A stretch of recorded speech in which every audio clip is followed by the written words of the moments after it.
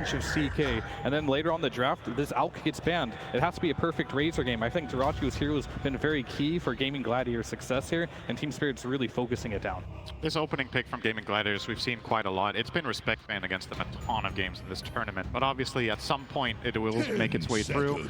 This is not the first time they get to play it on the main stage, and you know, that's usually what happens when teams get all the way to the grand finals, is they just have so many good strategies that you pick your poison, right? And you see here Ace with a 3-1 scoreline on the Primal Beast, and you know, Spirit probably feeling pretty good about breaking his 0-loss streak on the Lone Druid. It was 4-0 before the last game. They took that one out. Now it's time to take out arguably maybe his second best hero of the tournament. I think that just speaks to the confidence of Team Spirit. I think last game they left the Pangolin in, they left the Lone Druid in. They will have something prepared for each of their heroes. Something to know is like, they've sort of been chilling for a bit, you know, to get to watch Gladiators play a lot of games. They're going to have the time to develop a counter strat for each one of these picks. I think what Fear said was right on the mark, like making sure that 𝙈𝘀𝘿𝘼 doesn't play these aggressive carries and keeping off the Weaver and CK, it looks really good for him. So I think they'll continue to want to do the same line of thought, like just make sure that 𝙈𝘀𝘼𝘼's game's a bit slowed down. Ooh.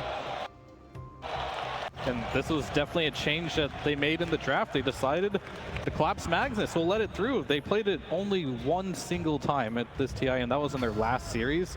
And Collapse was an absolute madman in that series, doing what he was doing at TI10, just getting all the skewers in the world here. He didn't have the strongest early game, but I think if you do put this in the off lane, correct me if I'm wrong, probably not the strongest off laner right now with the way he builds, but they played with a Shadow Demon last time. They just got a lot of stacks up, so maybe we can look for them to ban out the Shadow Demon so Mag doesn't have that recovery option. Yeah, Shadow Demon is one of the best heroes to counter Primal Beast. Primal Beast also, it's countering him on all stages of the game. It doesn't let him get stacks, it's cancelling his ulti, you can hide him, when he gets BKB you hide your teammate. It's actually an amazing hero against this. I think it's probably one of the best support counters to Primal. Is there anything else you think Gaming are debating here that could be an even more important ban? Like, you know, the classic, if you haven't watched Dota for a bit, you're like, oh, Magnus, now there's going to be an Empower carry. Is there anything that is a really strong Empower carry that's also good against Primal? No, it's going to be the Shadow Demon, so right on point there. What are you thinking for Spirit here? Are you saving your Tauros hero until the very end, or is there something valuable you could grab now against the Primal? And on top of that, do you expect this to go offlane even? Quinn has played Primal as well. I would probably think they want to wait just because there is that potential of the flex. I think when you play with Magnus, you actually don't need to think about the Empower too much. For example, you play some PA with Magnus, usually you actually still buy the Battle Fury, just because Dota's, there's just a lot of camps. You don't want to make one of your other cores run to another core in order just to empower you. I think right now they should think that they've given the Primal Beast. Right now they need something that does enough damage to kill it. I think probably, do you know if AA was banned last game, or was it just unpicked unbanned? I think that's sort of rare for this tournament, honestly. I think it was picked and banned pretty much first phase in like most of the other games I've seen. I think they could look at something like an AA. You see Phoenix is already out, and the Shadow Demon's out, so I think they want to make sure that they get a support who can deal with this Primal. AA looks pretty interesting, but it's also need a good partner on lane because it's not the strongest laner, I guess, on easy lane. But 𝘈𝘆𝑘𝑃 plays it very, very good, like on next level. Dire's turn to pick. Enchantress. That's a 5 that is strong in lane, I've heard. We're gonna do a cringy mid. They're gonna cringe the mid this one with Enchantress for sure. This is one of 𝘈𝘆𝑘𝑃's like signature heroes. He's really good at this, and I think when you do play a hero like Magnus, who will take a little more time, might be a little bit slower, having that early game pressure can help a lot. And we'll have to see. Like, I believe Varl probably still can play the Magnus if they want to go that route, but normally when you do see it on Spirit, you will have to automatically think Collapse. But will Gaming also automatically think Collapse as well, or are they gonna respect it and think that it could be a potential mid laner? Yeah, I think Enchantress is also one of the supports that eventually you're actually the one who can kill the tanky heroes. 𝘈𝘆𝑘𝑃, he pretty much always plays for the Hurricane Pike plus Moonshard and BKB. Like, I saw sometimes Seller, he's playing for like the Solar Crest Pipe, but I usually don't see 𝘈𝘆𝑘𝑃 go for that type of build.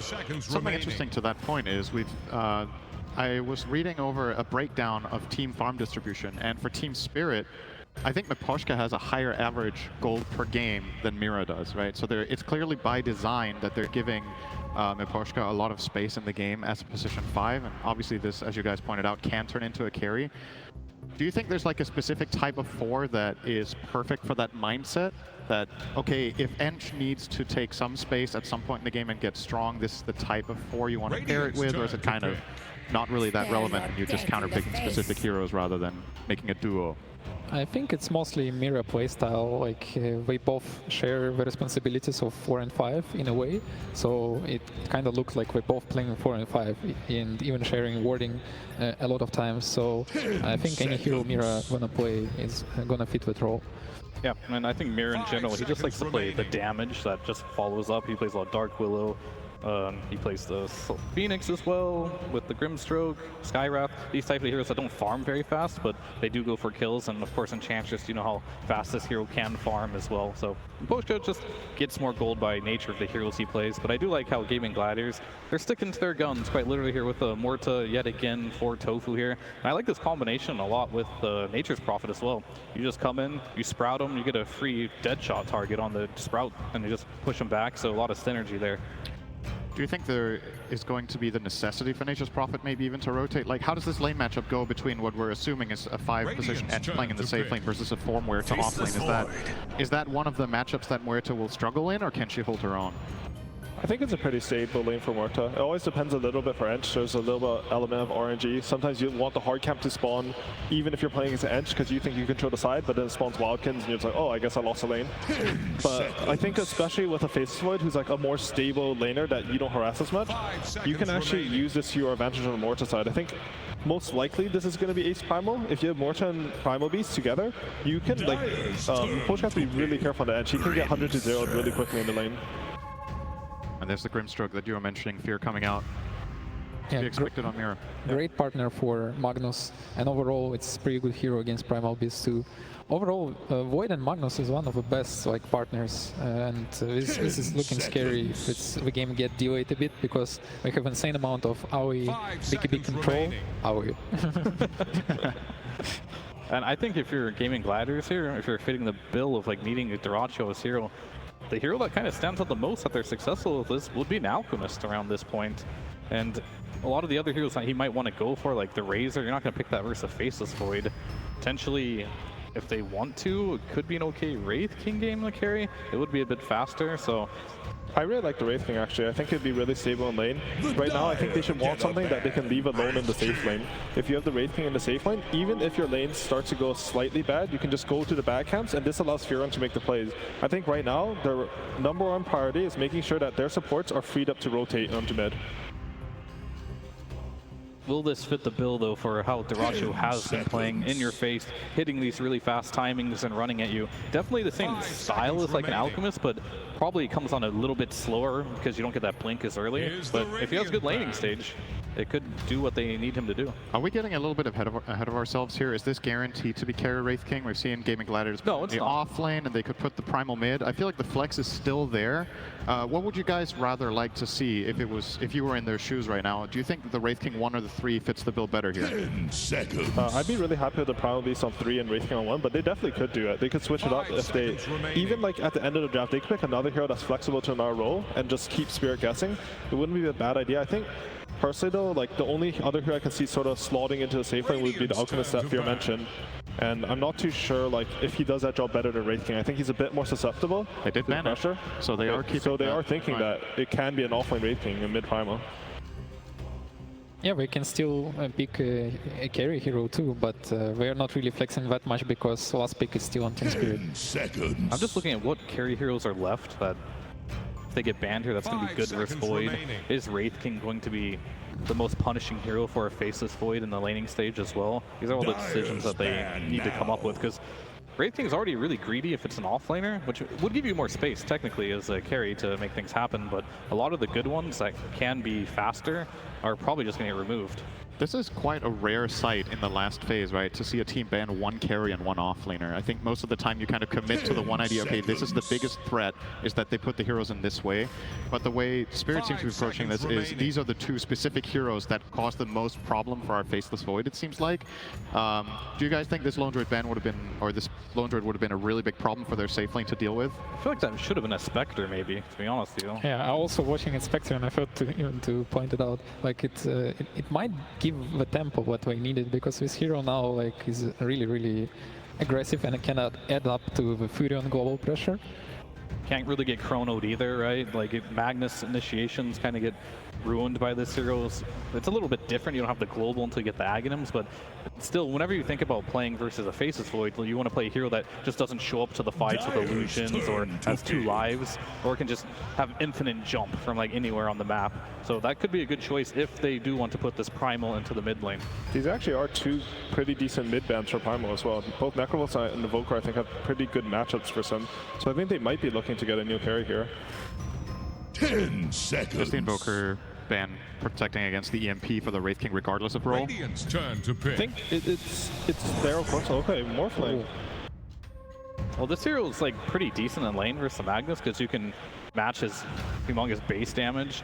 There's really no kill threat as well with the Magnus against the Morphling, so that does help a lot. And of course, the attribute shift will help if you get Chronosphered. 10 seconds. But this hero is slow, and this is not how Gaimin has been winning most of their games, by 𝙈𝘀𝘿𝘆 just sitting back and hitting timings. They've been in your face, so it looks like Gaimin's adapting to the series. They might sort of have a read because they have a Furin with Scrimstroke, which I think is a very favorable support. Coming full circle here. But I think if Morphling wins his lane, then he can actually be a hero that's sort of impossible to kill on the map, and he's actually pressuring a safe lane. But you have to win your lane in order for that to happen. I believe this matchup, the Morphling against Magnus, was the exact one that Spirit played against LGD in the upper bracket. Is that correct? I think that was how they tried to solve Yes, they did. Nothing to say Magnus. Yeah. Do you think the conditions here are equally good? Obviously, Spirit did come out ahead in that game with your Toro and the Morph. Or is there something to be worried about for 𝙈𝘀𝘆? It's a different type of game, I would say, because in the last game, like Collapse was playing CK, just crushing the lanes, which allowed Yatoro to get the farm, and Spirit has proven that in late game, they're that type of team to take it. All right, that's going to conclude the draft for us here. We are going to go over to a coach interview with CY from Gaming Gladiators. 5 seconds remaining.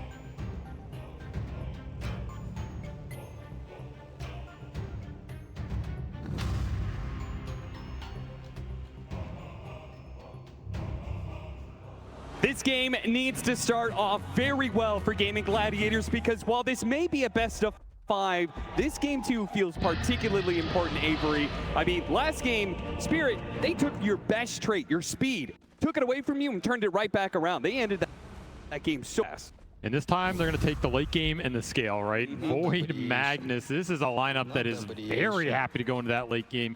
And particularly when you have Yatoro in the reins of the Faceless Void, it is a fearsome beast. This is a strat that goes all the way back to, I remember, TI6, TI5 era, where people were developing the Magnus. Wings Gaming were a team that took this strat all the way to the grand finals. We're happy to play this Magnus with the Void, particularly on Shadow. This is a throwback for me, being back in Seattle, seeing this once more on the main stage here. We're going to see what Team Spirit can do to get to that late game once again against Gaming, who have continually punished teams for the greed, for the slowness, for the willingness to go to 60 to 70 minutes. They just don't want to let you get there. But here they've gone for kind of a hybrid draft, right? Going for Morphling in their own hands on 𝙈𝘀𝘆, a hero he is perhaps more famous for, yeah, in some sense. Well, I mean, the right kind of performance on a TI final, that could change the entire narrative about his Morphling. He's going to try and do just that by taking down Yatoro's Faceless Void. But there's also some other notable heroes. I feel like we focused a lot on Yatoro in that last game for a good reason. He had a monster performance, but there's also some other big ones here for Team Spirit. I'm looking at that Buddhaya Enchantress, man. I feel like this is Enchantress and Chens, they are really scary in this current meta, even if we don't see them all the time.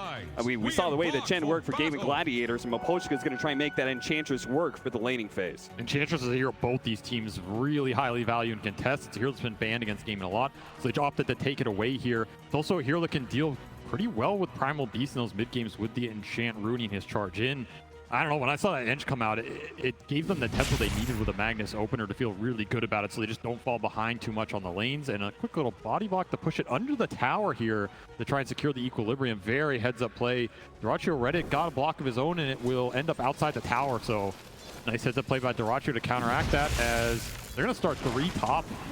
Maybe looking for a cheeky kill on the Furion, who's TP'd up here.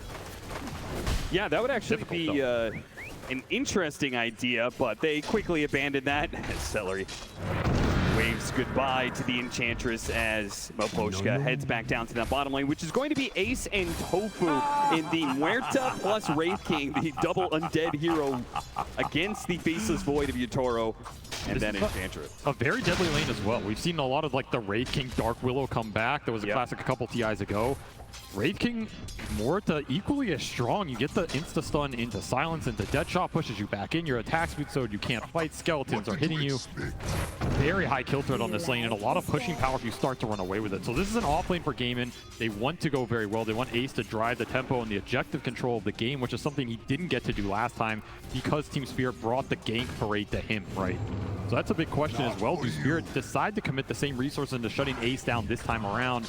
And does that just inadvertently free up more room for 𝙈𝘀𝘿𝘼 on a hero that I feel like has a better time this game than the Gyro did in that last one? It's a stronger hero in the meta, and it is decent matchups, and yeah, already on the board. Yeah, you said this combo is deadly. Any sort of forward position that can output some good damage off that Wraithfire Blast. You got to be careful if you're a support in lane. Gaming Gladiators will find the opening kill. And this early game is going to be a question for Gaimin in terms of how much they get out of it, because they have the Furion that can TP, accelerate the lane ganks. They have a Primal Beast who can just gobble up runes, gank side lanes very early. He is the king of it. Maybe not a hero we've seen Quinn play a lot, but one he has practiced very well in pubs recently and is very comfortable on. So this could be an incredibly fast early game just in terms of the gank potential, not necessarily just taking your towers, which is also a reason if that Wraith King lane goes really well for Gaimin, it's a lane they can easily rotate to. Because again, the kill threat's just so damn high. Heal too much, and now they're going to turn back around with the Nature's Attendants leveled up. Ace will take a bit of damage as he heads back in, but Yatoro doesn't want to miss his CS. Right now, lanes are going pretty well for, despite that early first blood. We got the Pango taking the top spot on the CS chart. Nice dead shot.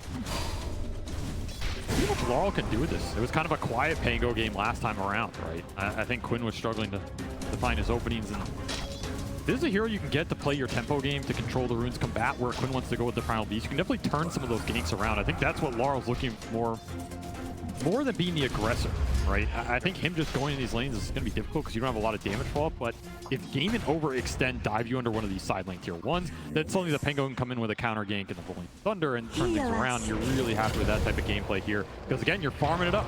You got Magnus, Faceless Void. You know Gaimin are going to go into you. This is a hard duo to match up against. You throw that Inkswell on the Magnus. He pulls you closer with the Shockwave. You get hit by the stun, and then that stun leads into a free skewer back. So even underneath your tower, you are not safe. And the Grimshard could be really nice this game as well. Just throwing it on these cores that want to jump in and get the extra, you know, debuff them out, reset the fight or the primal. These types of interactions could help them take the team fights in the mid game when they're likely going to be behind a little bit in terms of the speed. Because Gaimin are pulling a decent position out in terms of the laning phase here. Doing pretty well on their cores in terms of CS. He gave him the Harpy. That's going to make a big difference in this bottom lane. Die now, but does some decent economic damage. And he's got a small little Hellbear to work with, too. It's also just time. Yatoro gets to sit down here. There's a lane that eventually will kick him out. Quinn amping up the pressure here. Has a little bit of an XP advantage, pushing this triple ranged wave in. I mean, it's pretty rare you get 3 range creeps being pushed into the tower. Lara will clean it all up. No roam coming in early here. Just way too high on the HP to make it look enticing. And of course, these side lanes, vital to your game plan. still, he's just going to go for it. Here comes the rotation, though. Mira gives him the ink swell underneath the tower, but he stops him midway through the charge, and Quinn, caught underneath the tower, will die. Sometimes greed is good, and sometimes you get punished for it. Mira happy to counter that. Push 𝙈𝘼 ahead in the XP, and now you're going to have a Rolling Thunder. Oh, what a sprout! Collapse, cut down a tree, but he was still stuck on the corner there. Did have some stick charges to work with, though, and so he will survive for now. They wanted to be able to punish the fact that Mira had to TP into that mid lane, but couldn't quite finish the job. It's a game about pressure. Every time one of these supports makes a move, you need to create the pressure somewhere else. The enemy just can't clump on you. Get the numbers. 𝙈𝘼𝘼 gets put back into the silence. Oh, he time walks up now. He's still kind of in a sticky spot here. Gaming Gladiators are going to try and run him down. They're going to throw the blood grenade, but 𝙈𝘼, he'll make the difference. He's going to show up with that Rolling Thunder. Do manage to finish him up with the 2 supports, but 𝙈𝘼, he'll be collecting some heads here. Even the Wolf gets a couple hits in. Stuck there on the corner, but that's okay. The Swashbuckle will finish the job. A lot of XP going into the Pango and the Ench down here. 𝙈𝘼, a little sad he died there and doesn't get it for himself, but I mean, that's sometimes the life of a Faceless Void versus a lineup that is going to press you, is going to go for that kill. And if it was a lot cleaner, maybe Gaming can just walk that off, but here they get the rotation in. Suddenly this Pango's having a terrific game off of that in the turnaround mid. And those are those counter turns that 𝙈𝘼's looking for, right? Yep. Force the Wraith King in, force this Morphling into an aggressive situation. Maybe Quinn dives you, and that's when you get the strike here. Arcane Rune picked up for Quinn. This is a really nice rune on the hero. See if he pops it here to try and deal with Mira. The silence is going to last a while. Can he get it? Yes. Quinn, very fast with the trigger there. Does manage to get him. Collapse going to try and dissuade Quinn of that notion. And he does manage to do so successfully, keeping him off his support. And the quelling, saving Mira at the end from this sprout, so value pickup already for him. Tower is under Arcane Rune's still in the bottle, so Quinn can still look for a rotation off this, and he probably wants to. I mean, his early game is getting a little slow here, and you have Threat on the sidelines, right? And this is where the Primal Beast strikes really hard, really fast, gets momentum going for the team. That's your theoretical ideal. You just shove in mid, make the move. Wisdom Rune. There is a Furion. There is. There's always the opportunity of the 𝙈𝘼 to try and make a move, but I feel like the teams have been really good at protecting their Wisdom Runes against invasions, particularly against the Nature's Prophet. More times than not, it seems like Nature's Prophet tries to make that kind of move. He just walks into a trap. Just a hard gamble. You use your teleport for that, you're dead on the map for 60 seconds, and your chances to get it should be minimal in a TI Grand Final, I want to say. Yeah, good D ward there. That'll help because Quinn wants to be able to make moves, particularly with this Arcane Rune, which he's going to put to use now. Caught a mid-shield crash. So that ability no longer there, and with the 2 support rotations, it's easy to kill 𝙈𝘼. Exactly what they're looking for. Combine the calling dead shot with this Primal Beast. Anybody goes down to it at this point, and this is where you want to ramp up the speed. Start getting the map in a position where you can just guarantee the power runes for Quinn and get the connections going, and hopefully lead to like jungle invasion, right? Because the one thing you have to think about with the Magnus is the stacks, and if their carry just gets to sit in triangle and double ancients and clear through them at that point in time, the earlier you take down these tier 1s, the earlier you get aggressive obs out, the happier you're going to be when that period comes. Another power rune should be secure from Quinn here. Oh, these runes are getting a little crazy. Oh, that skewer plays against Collapse as he does a ton of damage onto himself thanks to the trample from Quinn. Blocked out by his own sprout, though. He's going to try and get to the other side of this cliff. 𝙈𝘼 does hop down to chase after him, though. 𝙈𝘼 showing the power of a non-real hero in his hands as he will take that rune away from Quinn. No haste. I mean, that's one of those situations you almost rather take the haste rune. It's so damn good on your hero. Collapse will suicide himself to take Quinn out in the process. Kind of have to be careful with those skewers against the Primal Beast. Kind of movement could be deadly. Look at this, just a quick rotation from the supports. Power of Enchantress, early creep takes down 2/3 of this tier 1 mid. Yeah. Didn't even feel like that was a real move, but they still got a lot of this tier 1 tower damage out from it. Once again, it's Gaimin responding to some early objective pressure. The whole time this is happening, there's also space on the side lanes, which means 𝙈𝘼 got to catch up a bit. He's not the one getting ganked or killed by the calling here. Very happy with that. Ace not able to force him off lane yet. However, Gaimin doing a bit of stacking of their own, and maybe that's something they took out of that game 1, right? Like, you go in game 1, you try and run Spirit over. Instead, they run you over. Okay, this is not a team we're going to beat in 20 minutes. Not a team we're going to beat in 25. Maybe we go back to some of our other tricks, other things up our sleeve, like efficiency on the map. Yeah, this is a team that is stacked their whole way through the season. I'm back to it now when it matters. A particular strength of Western Europe in general. So I love those DPC matches throughout the year. Stacking was a big factor. for all of those teams. Ace does have the reincarnation here, but it looks like Team Spirit want to try and burn it away from him. The Skeletons will push back, though, while Brother does chased away. Brother against brother here. Whose skeletons are better? Right now, it's going to be Quinn trying to jump in, but immediately stopped by Laurel. Once again, with the counter initiation, Quinn's trying to get out of here, but he's going to be caught. The Ink12 plus the Psalms is going to try and trample his way over the left-hand side, and he is slowed down, pulled back in by Collapse, though. Oh, and a Growth Sphere actually locking away these two other cores right in front of this tower. Seller's trying to stop him now as they turn back around onto Ace, trying to finish him up. There goes that reincarnation. 𝙈𝘼𝘄 doesn't have much mana to work with, and on the fresh life, Ace is going to be pulled back underneath that tower again, just like Quinn. They are in trouble. Now 𝙈𝘼𝘄 is under this one as well, surrounded by 5 heroes. He's going to start desperately morphing into Shrink and try and wait for him over to the left-hand side, but with all of this damage, he just cannot get far enough away. Game Gladiators will lose all 3 of their cores, and that attempt at a fight at bottom lane. That is the danger of making an aggressive move into this Pangolier. Grimstroke, the turnaround potential is just so damn high, and time dilation absolutely ruined 𝙈𝘼𝘄 as he goes in that engagement, gets time dilated, can't do anything for the rest of the fight. And of course, Quinn, he ate the big ults. Still trying to make something happen in this early game with a very aggressive mid that can do it, but he's just struggling. Feels a bit too tanky for him to bring down alone, and the combinations, they haven't been exactly on point for gaming. This will give a really nice bump to Laurel, who is just beasting on these early game fights. It's going to be a very fast Pangolier defusal in this game. And these are some heroes that are susceptible to mana burn, right? You're looking at 2 strength cores and a Morphling that also doesn't like his mana getting burned with an early defusal. Back to clearing some stacks, and net worth still looking pretty good for gaming, but the fights are just not going their way.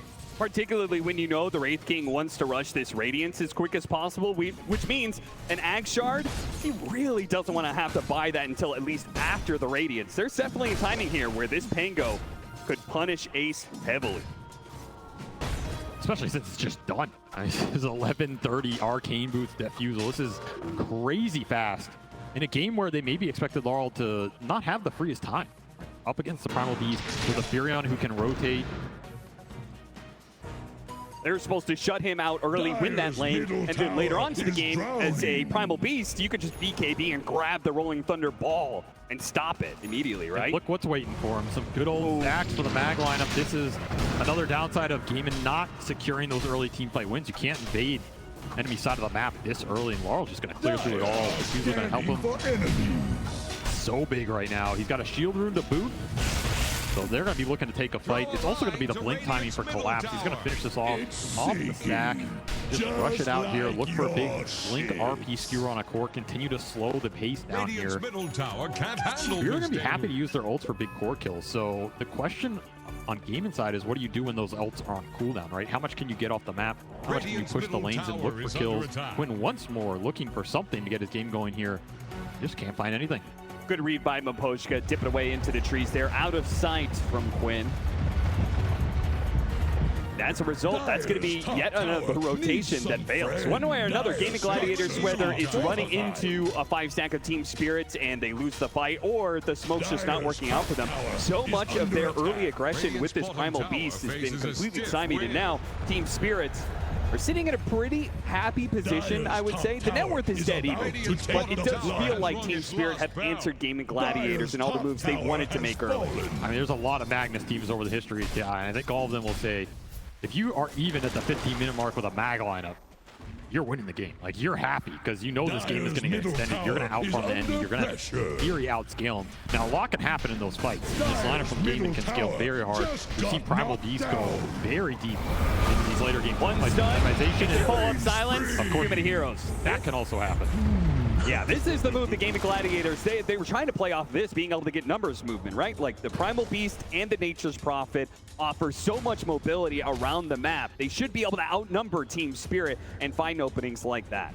It's what Celery wants to do for sure. Every time you get one of these pickoffs with a Furion, you get to farm their side of the map, you get deep wards up, it's going to set up for your next play, and then your economy is just going to explode. And you get some extra items on this Furion, he can control the fight. The Ag's very good this game with the root and disarm, right? This is a great Furion Ag's game. Yeah, the Nature's going to do some mad work here. If he can get anything else to help his team survive in the Chrono, in the RP, Celery's going to be a force to be reckoned with, and continue to shove these waves in as well.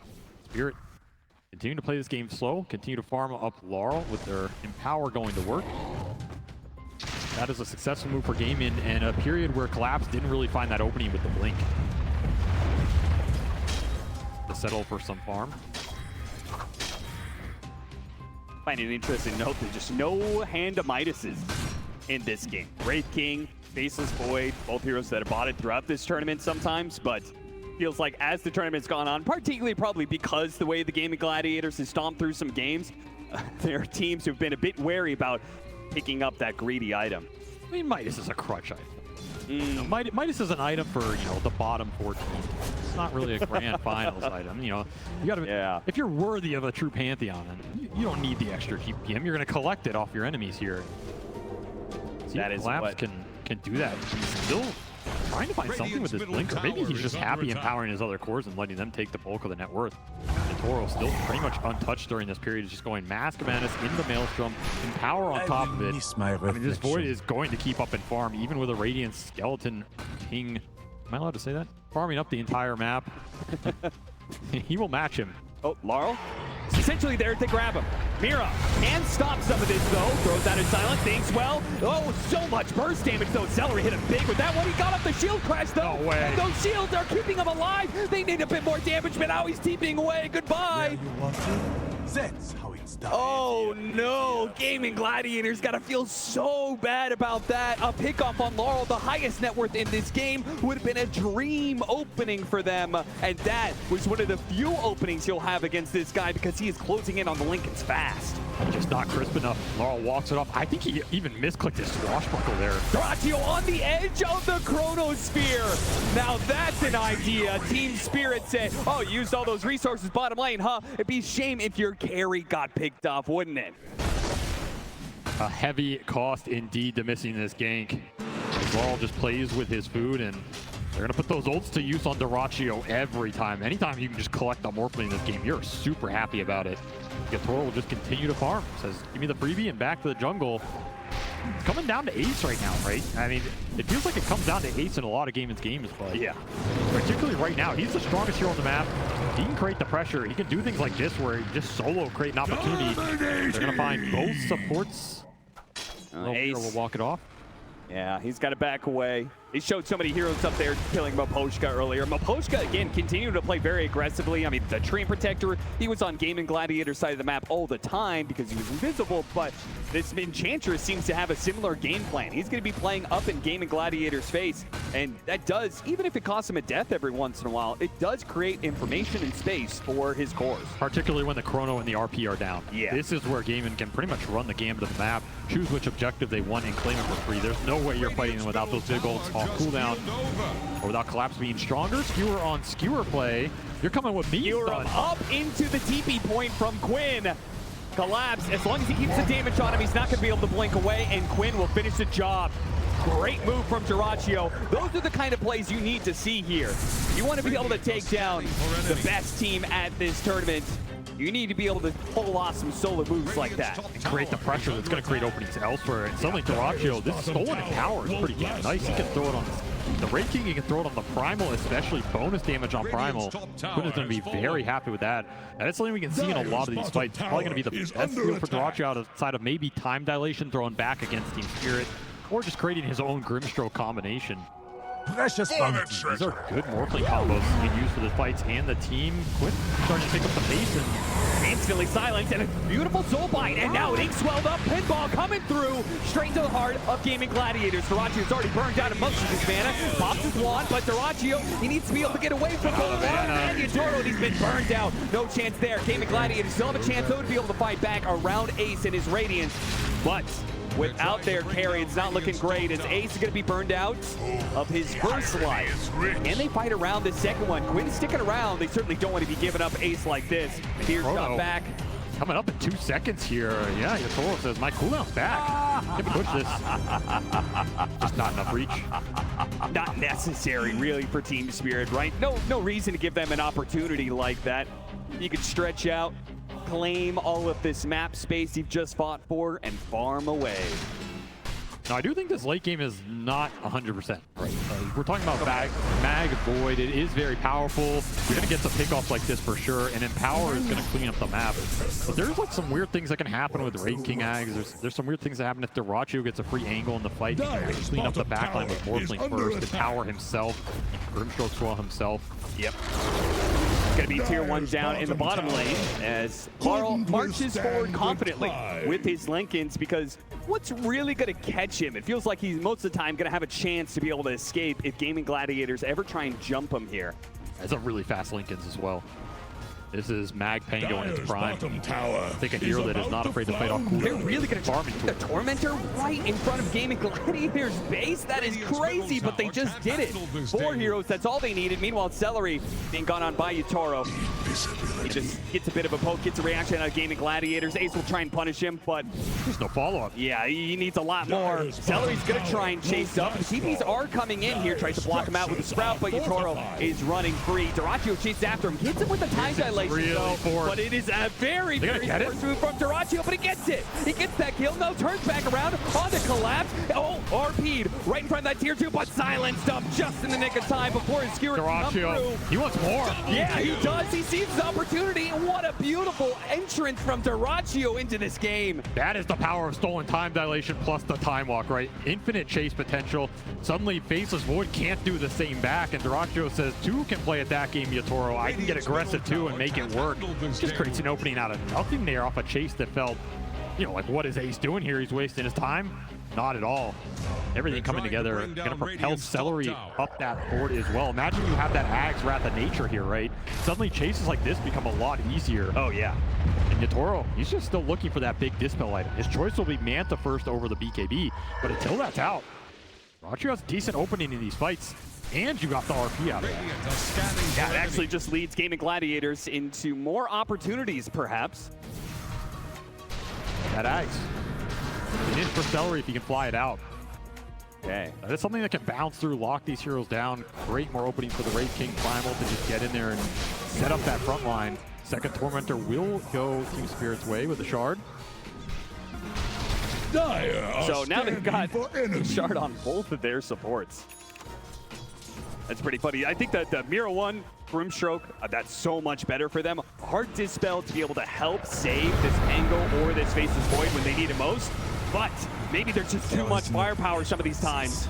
As you can see from Gaming Gladiators, win their cores, start linking up, and they're picking up the pace now. 𝙈𝘶𝑖𝑜, he's just swarming forward, seeing if there's anybody else to be able to catch deep on Team Spirit's side of the map. And this is the part where Team Spirit needs to be able to slow down the game. Momentum is beginning to play against them. This is where the map becomes difficult. You have Skeleton jumping in one wave, you have Wrath of Nature pushing all the lanes. The Morphling's not afraid to show right now. He has Manta Illusions on top of it. And the Primal, if he's in the fog, it creates a scary situation with the pickoff potential. They're just getting more information than Team Spirit right now. There are still very deep Observer wards that the potion got out, but you can't really get there and use them. And they're not scouting anything right now as everybody's on top of him. That Shard is pretty helpful when it comes to the Sprouts, but may not save him from this as he's going to be surrounded. He'll create a little bit more time, a little bit more space. In fact, he's going to go for the TP away, and there it is. Okay, they do manage to stop that. That would have hurt Gaming Gladiators a lot if they let him get away from that. Solid space, sure is what he'll say. Yeah, absolutely. Time to try and get to the Dispel item on 𝙈𝘆𝑚 as Collapse will finish Harpoon. So he can't really deal with time dilation in the fight if it comes out. This is a very aggressive item. He can lock people down, guarantee the skewer better. But if the fight starts on him, it could backfire. Quinn's still working towards that heart. So, Gaming looking for the next big damage items that are going to let them ramp this game up. And of course, Ace still sitting top and pretty here. He's the big objective driver. So if he decides that they need to force tier 2 or go for Roshan, where they want to fight and how, it's up to Ace right now as he is the front line. 𝙈𝘆𝑚 calling for a smoke, looking for some kind of pickoff here. They get the right kind of opening, they could translate this into a quick Roche take. Exactly. They're looking at the corner of the map, so anybody that dies down here, 𝙈𝘆𝑚's instantly going to go with a pit. He might just do it anyway. Yeah. Gaming Gladiators say they look inside, see if it's actually Gaming who's taking that Roshan. That's going to be pretty tough to deal with 𝙈𝘆𝑚 with that Shard jumping around with Inkswell on top of him. So even if you catch him midway through his time walk and stop him from leaping back into play, there is that Dispel that can come out. That's why you want to create a situation where he has to choose between chronoing the front line in the Heart Primal or, you know, the Wraith King with 2 lives. Or if they make this move fast enough, it could be massive for Gaming Gladiators. They have a double damage in Morphling's bottle. If they can get to this fight in time, Team Spirit may get wiped and lose the Roshan fight, and they are not doing this fast enough. Gaming Gladiators are going to get here, and it looks like Team Spirit have made the right read. They're going to smoke, backing themselves away. See if they can find the opening on Gaming Gladiators. Quinn has position, puts in the ward. On the high ground, BKB immediately goes out. Now he has to turn and chase, but he's not going to be close enough. Team Spirit got something big out of him, but they do hit a wall. That's going to be able to hit all those heroes. The RP does manage to lock down the 2 heroes. They jumped into the RP. 𝙈𝘼𝘿𝘼 dies immediately. He's going to have to do all the damage from here on out, but the Rolling Thunder is dangerous. It slows him down with the badges, and the Rolling Thunder hits, and there's no chance. And now they leave Quinn. Yeah, trap him inside that Chronosphere. His BKB is gone. Get the rest. Oh, it's Gaming Gladiators who had an opportunity there to be able to upset, but now just what they feared the most, which was losing a fight and giving the Roshan to Team Spirit. That may have just occurred. It's going to switch the sides, so they're going to have to run up top. They might not have enough time before Gaming respawn. I mean, you got to remember, they can TP to this dire outpost up here as well if they still have them off cooldown.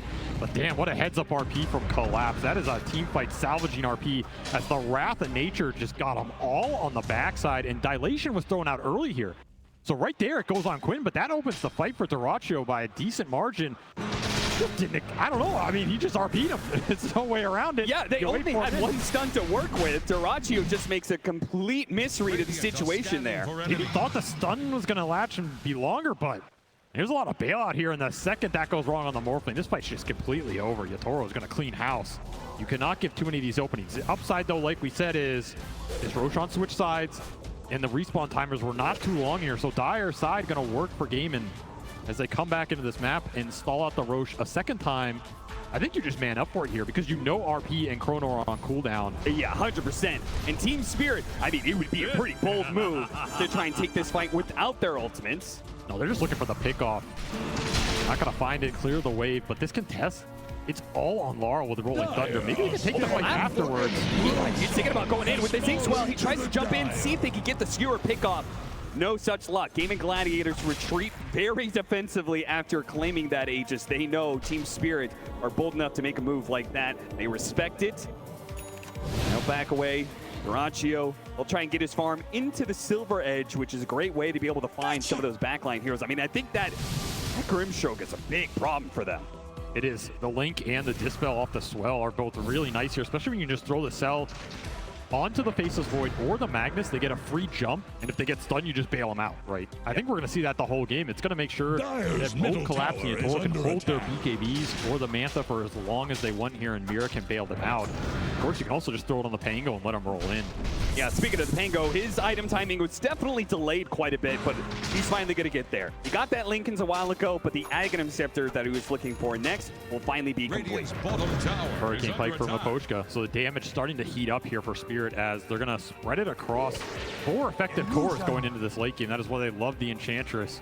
𝘉𝑇oro is going to start to cause his own mischief in the fight. And that pushes the question back to Gaming in terms of how are you scaling in this game, right? Because right now you have an Aegis, you have a Morphling pushing towards Silver Edge. Ace just hit his BKB timing here, and the Heart is a couple hundred off from Quinn. So you have some really strong fighting items coming out all in the same interval here for Gaming. You would really like a good team fight out of this, especially if the Chrono, the RP gets wasted, or if you trade an Aegis for it. You might be okay with that in the long run. You can at least find something on the backside. Because right now, you're looking at 𝘉𝑇oro. He has a Mantha. That's it. He did not go for a BKB on the Faceless Void this game. He's just hyping up the damage here, abusing the fact he has Empower. Going to go for a later Linken Sphere, but it will be Collapse with that BKB. So it's a question of who do you want to start on? Maybe the Silver Edge is going to give 𝙈𝘼𝘼𝘼 the option to put his aggression to use and just start on a support, start on a core, give the Vision for a Wraith King jump. Vision means everything here. Gladiators as they try and take these next few fights. Yeah, which means 𝘉𝑇oro is a particular nuisance to them, as he once again Leads forward, just using the creep to be able to find information. They got the Harpy and skewer back. Now he does have BKB locked down by the RP, but maybe the damage is going to be enough. It's going to be a close call. Quinn starts walking away. Celery's going to jump in with the Wrath of Nature, soon coming out. He tries to use the Overseal Totem to get away from the Rolling Thunder while they jump forward on 𝙈𝘀𝘿𝘼. They want to get something out of this. They see an opportunity, surely, but they couldn't actually grab anybody, just lacking the disables. 𝙈𝘀𝘿 posing problems for 𝙈𝘀𝘿 as well, and just can't see anything to hit.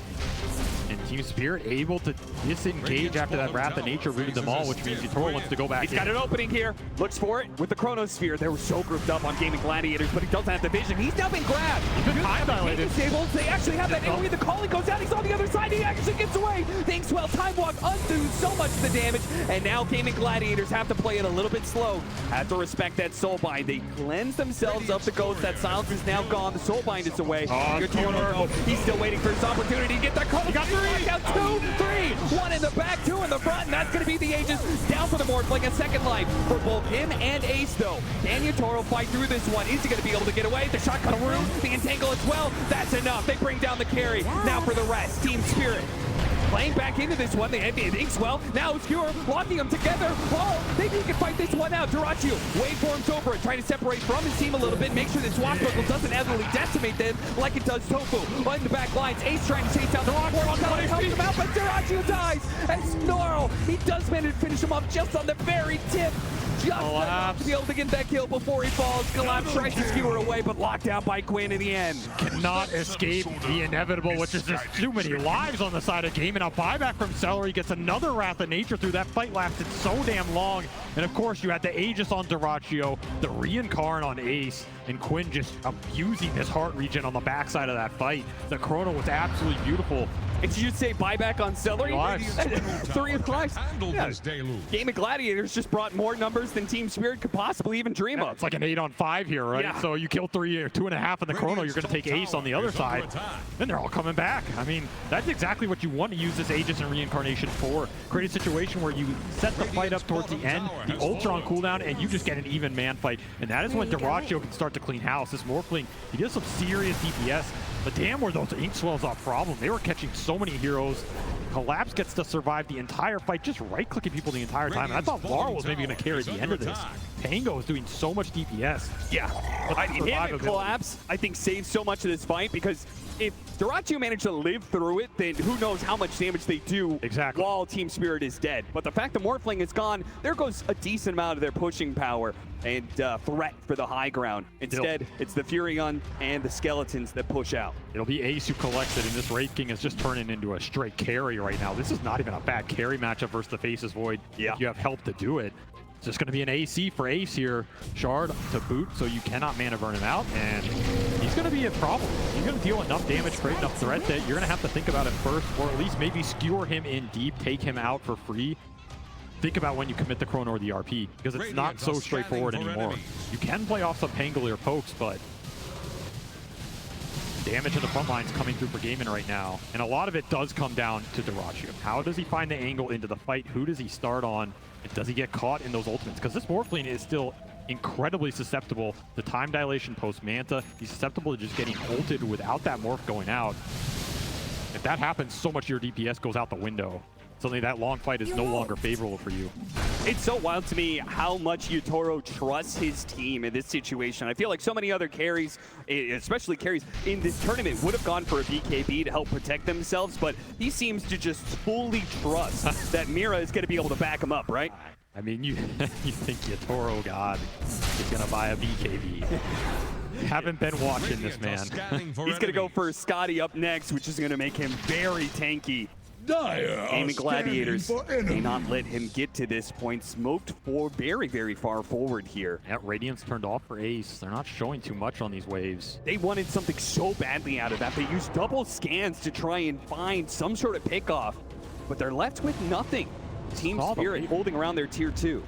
I saw something on that ward, and they'll counter smoke it instead. They're missing the Scotty from 𝙈𝘶𝑟O. Big item versus Morphling. He's happy to fight without it. Treants? See nothing. How closely were you looking at the body blocks here? Aegis but depend on it as they will bypass the vision mechanisms. Level 20 for 𝙈𝘼𝘿. He has chrono attack speed here, plus this full Mjolnir. You get caught in this chrono, it's a very different story than the last fight. How much room are you willing to give up right now? That charge, they spot Celery. Chronosphere on the two of them.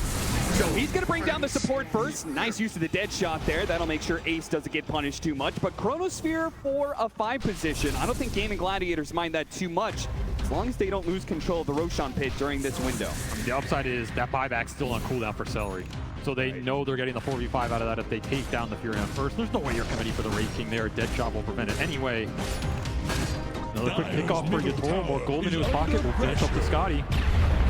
Now, what about this next part of this matchup? The Wraith King versus the Faceless Void, especially this Wraith King off lane, always going to be going the Aghanim Scepter at some point in time. That Aghanim Scepter is pretty interesting against the burst that 𝙈𝘼𝘶 wants to be able to employ, right? He wants to Chronosphere, make sure that there's one hero or maybe two that gets no impact in the fight, just like it looks like Quinn. Ooh, he barely gets off that, but he is going to be slowed down as soon as the BKB is worn away. The time dilation kicks into play, and yeah, Team Spirit have caught him. Just good vision on the map, lets them set up for this kill. And just as he was pushing towards that Aghanim Scepter, you're talking about the Wraith King, as the Primal Axe will also play a big part in these fights, just breaking these heroes down, removing some of the passives, letting them get easy kills on things like the Enchantress, removing some of the time lock from the Faceless Void. Any extra bit you can gain an advantage for 𝙈𝘶𝘶 in these man fights is going to be nice, but I mean, the Wraith King Axe is great versus the ults. It's just a question of can you do anything with like the 5 seconds you have afterwards, right? 𝙈𝘶𝘶 going to man up. They're going to jump onto this Faceless Void, see if they can burst him down. Once again, there's that 𝙈𝘶𝘶 this spell. This is time one, an attempt, collapse, he turns around, gets that RP on the two of them, locking down 𝙈𝘶𝘶 and finishing him off. And now Ace going to come back into this with not much support. With no Quinn, they knew they had the numbers advantage, and they take the fight into Gaming Gladiators no matter the cost. Gets a jump away, Force Staff helps him out, but it's not far enough. There is nowhere you can go. The collapse in 𝙈𝘶𝘶 cannot follow. That is a very bold move. When your Primal is dead, he's so much of your damage, so much of your burst damage. I mean, again, they're very close to bursting 𝙈𝘶𝘶, but the man knows his limits. 𝘿𝘼𝘆 tunic up and... Oh, Tofu! Yeah! A shot from downtown claims the life of 𝙈𝘶𝘶. Just as I caster curse the hell out of him, he gets shot down. Well, the man knows his limits, but I guess not every limit in Dota. The Tormentors are new, we'll cut him some slack, but what a find from Tofu. Just claims it all there, and now the Tormentor did go to Radiant, so they get the kill on 𝙈𝘶𝘶. Collapse gets the shard. That's a 1,500 gold kill. Yeah, that's the final shard, by the way. Team Spirit, 36 minutes in, have all the shards for their team because they've claimed every single Tormentor. This is crazy. Of course, the Chrono was off cooldown, so you're going to have some downtime for 𝙈𝘶𝘶 where you would have liked to have been up on the map and used it. I'm surprised it bursted bullseye. He must have like time lock hit the Tormentor. I mean, at least he can laugh it off here because there's nothing else you can do. Back into the game though, they still don't have Ace. They're still looking forward with this smoke. They're hesitant out here. 𝙈𝘶𝘶? Yeah, this is, I'm surprised Gaming Gladiators, they're surprised that they're even out here. What the hell is this move? Up on the high ground. Oh, he doesn't have a TP. Where are you? Quinn! He's going to be able to get a Force Staff down to the low ground, but that was an opportunity to get the pickoff, and instead it's Collapse who finds the pickoff. Another Ogre Seal Totem for 𝙈𝘶𝘶, trying to keep him alive. Bump back in. Oh, the Swastyastu just barely outside of the range there, and they do. And 𝙈𝘶𝘶's back. 𝙈𝘶𝘶's back into it. 𝙈𝘶𝘶 will be the first one down. Quinn, he has BKB. Can he get it off? No, too many stuns. This damage is ramped up so damn fast. Oh, Collapse got him on the 𝙈𝘶𝘶. 𝙈𝘶𝘶 says you had your fun, you had your cliff walk, but I'm here to clean it up. And Ace trying to get away desperately. Blink is up. He will get out. Yes. Oh, they got a scan on him. Yeah, turn that radiance off, son. You need to get the hell out of there. You gotta hide. You gotta hide. You can't be farming right now. There's that shard. Collapse pulls him back in a little bit. No harpoon just yet, though. So he couldn't get him any further. 𝙈𝘶𝘶 knows what he wants right now, and that is an Aegis. That is a Roshan fight the game could have just committed to. It's also a fight that 30 seconds of it had no 𝙈𝘶𝘶. They couldn't find anything. They found an edge off of double dive between the Morphling and the Primal Beast, and that's it. Team Spirit is way too good at kiting these fights out, not giving you an opening. That Hurricane Pike did some serious work.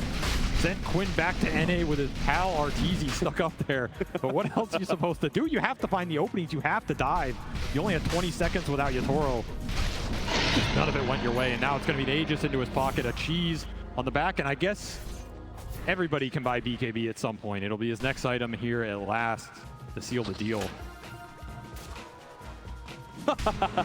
He really wanted to save that double damage rune for Larl or for 𝙈𝘼𝘿𝘼, but little Treant will deny them that opportunity. Still, though, Team Spirit got to feel very good about this next 4 minutes. They've been winning a lot of team fights lately, and with that extra life on 𝙈𝘼𝘼, he's already been very aggressive, leading a lot of the charges for Team Spirit, giving information to Collapse to follow it up. And the second life, I feel like there is nothing to stop this man. No. If you get caught in the corner, you're gone. Yeah. I mean, that's it. Even if you're morphing, I mean, who cares, right? The second you come out of it, you're basically dead. The Zags from 𝙈𝘼𝘼 can only do so much, and suddenly the lanes are not getting pushed in as deep as they once were because this Empower is just going to work on these cores. They're just mopping it up. At this point, the Skeletons and the Treants are just extra gold into their pocket. We're looking at 440 CS for 𝙈𝘼𝘼 right now. Cleaning up these lanes. 500 for Larl, by the way, who's been swashbuckling what feels like the entire map. Still being a tremendous game here on the Pangolier. Look at the difference in the last hits, man. That is what Empower does. That's what an early Mask of Madness and the Maelstrom does. Also, all these summons going down the lanes. It's inflated a bit, but extra gold. Now, Miro with an Ags. This is a great Dark Portrait game, right? And these soul lines have been landing. There's not a lot to block them. You get the Wraith King, you get that aura going back. It's a great illusion. You get the Morphling, you're going to clear house on the back line. So suddenly, the scale from Team Spirit is starting to pick up the pace on their supports, and these are scary ones. RP straight up in the top lane. He got caught. Trying to hit that tier 2. You can get nothing for free against Team Spirit. Collapse denies 𝙈𝘼𝘼 that opportunity. 𝙈𝘼𝘼 compliments on the initiation, but the damage is done. Gaming Gladiators, without their carry for 70 seconds, there's going to be some serious damage coming their way. That just feels like a move it's based on pressure, right? They feel like this game is slipping away from them. They feel like the scale is going to be insurmountable. 𝙈𝘼𝘼 trying to make something happen on the map and find a tier 2. Instead, he will pay the price only for an RP in exchange, which is going to be up pretty much when he's back up. How much do you want to push with this Aegis right now? Level 25 on the Faceless Void already. He already has the backtrack talent. Just going to make that burst even harder. And 𝙈𝘼𝘼 says, this is enough farming. I want to end this game. I want to end it now. How much do you have to take the fight on your high ground? Look at them. They're just trying to catch whatever they can in the side lanes because, well, you don't have a carry, so there's not much point in acting like you're going to defend this mid lane. You have to use Ace's strength. You have to find a way to use this Wraith King Ags and the Radiance Burn. Get something going in the fight over the long duration. That's where the Pangolier shines, and I mean, Larl hasn't even had to jump in aggressively yet. He's just playing behind his other cores. Yeah. You have 3 lane of racks here. They're going to go for number 2. 𝙈𝘼𝘼, 3 seconds on the spawn. Butterfly completed for 𝙈𝘼𝘼 now. No MKB in sight. You're going to have to do this the hard way. Just charge in and hope it goes your direction. Checking it out, seeing who's TPing in. 𝙈𝘼 with the Lincolns. Got an extra life. He's got a BKB in his backpack for that second life. And it's got an opportunity from Collapse. 𝙈𝘼𝘼 out of position. 𝙈𝘼𝘼 going to try and use that Faceless Void form to be able to help out Blood. The Chronosphere goes to work. The old Scepter not actually grabbing the real one. Io still up, and he finishes off the Morph like so easily. Now the RP gets the other 2 cores. Team Spirit so clean. The extra ghosts come out from the Wraith King, but doesn't really do anything. Ace just pops BKB on the second life. They do manage to get another pick here on his 𝙈𝘼𝘼. He tries to jump forward. They've got nothing left in the tank on Gaming Gladiators.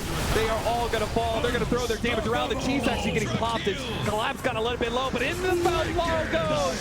𝙈𝘼𝘼, a rampage, maybe a double? No, Tofu's going to deny him that. They're going to call the GG.